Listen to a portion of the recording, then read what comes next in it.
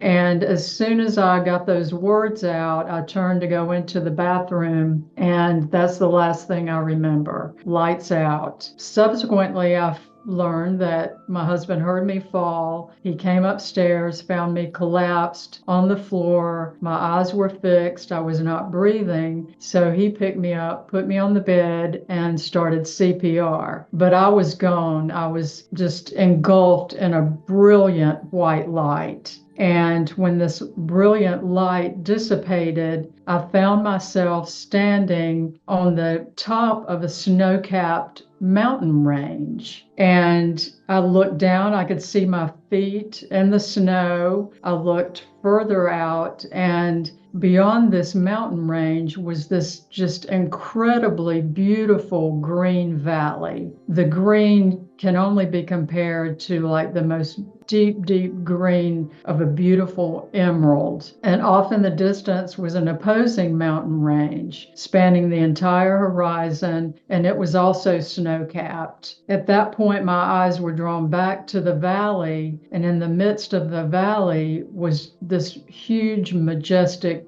tree. And at that very moment, the tree spoke to me. It was the tree of life. I just knew that this was a connection to my true life, that what I had experienced prior to this was nothing compared to this moment in time, that this was my true home. This is where I belong. I was spiritually alive the way I've never been before. And I was drawn immediately under that tree. But I was not alone. I was surrounded by animals. There were no people there, but there was every animal that you could possibly imagine. Rabbits, squirrels, ducks, all kinds of birds, elephants, tigers, lions, any animal you can imagine was there. And they were just singing. The birds were singing, and it was like this melodious choir of angels just singing, and love surrounding me. And from the midst of these animals walks out my Rottweiler, Holly, who had passed away the Thursday night before as a 14-year-old. She had become ill. We chose to keep her at home, and I was with her at 2 o'clock in the morning when she passed. But she was not 14. She was that young 1 to 2-year-old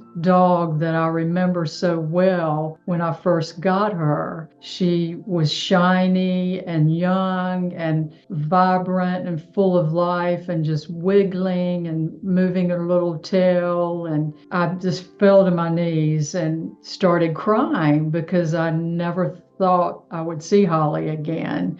But there she was. I could feel her face beneath my hands. And I just started kissing her and crying and hugging her. And all these animals were singing. And it was the most beautiful, beautiful thing I'd ever experienced. So much love and such life to everything. The color and the vibrancy, it's beyond description. There's nothing that compares to it on this planet in our human life. But as I'm in this scene, and I'm just reveling in the love. Off in the distance, I hear my name being called, and I realize that it's my husband's voice, and he's calling and he's calling me. And I really didn't want to give in to that voice, but he sounded afraid. And as soon as I gave in, I was sucked backwards out of that scene, away from the valley and back into my body. I opened my eyes and he said, "Don't move. The ambulance is on the way."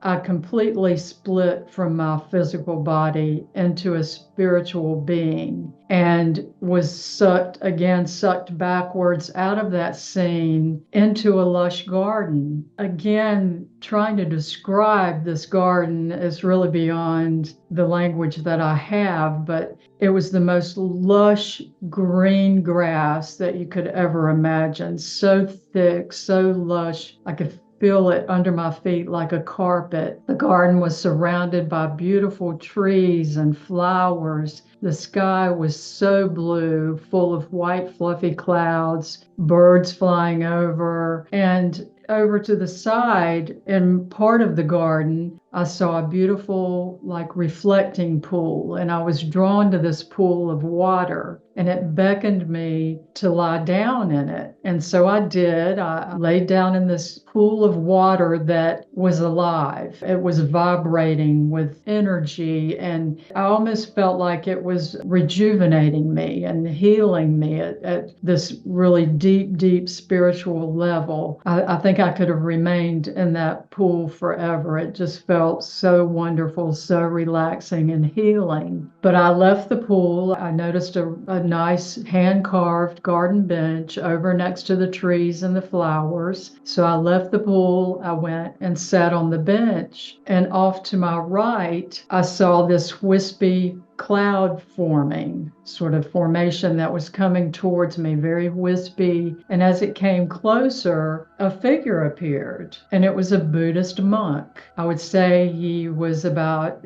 like in his mid-40s. He had like an orange garment on with sort of a pinkish orange piece of cloth draped around his shoulder and down across the front of his robe. His feet were bare, just sort of a little chubby, round, smiling face, closely shorn hair. And he came and he sat down on the bench beside me, and he introduced himself. He said his name was Hote.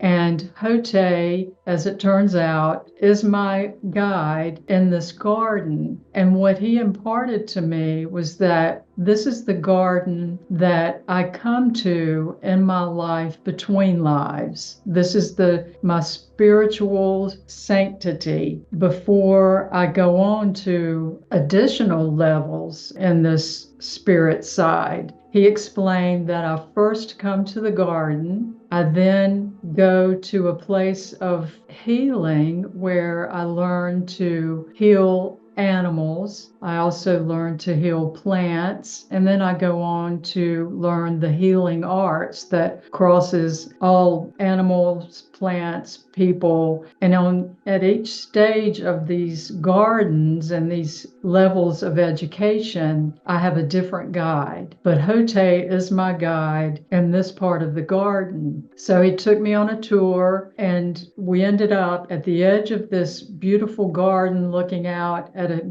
green pastoral scene. And within this scene, again, was every animal you could think of. They were running, playing. The babies were chasing each other. The older animals were sleeping. And so Hote invited me to walk out into the midst of this beautiful pasture, and I did, and I just felt so at home there, so much love coming from all of these animals. And so what he imparted to me is that this is where I come first to learn, but I was pulled back from that scene, and a shimmery, iridescent sort of curtain closed over it. And I'm again in the garden with Hote, and I had lots of questions for him, but he indicated that it was not time to stay, that I needed to return. And as soon as he imparted that information to me, I was drawn back once again, pulled backwards and into my body.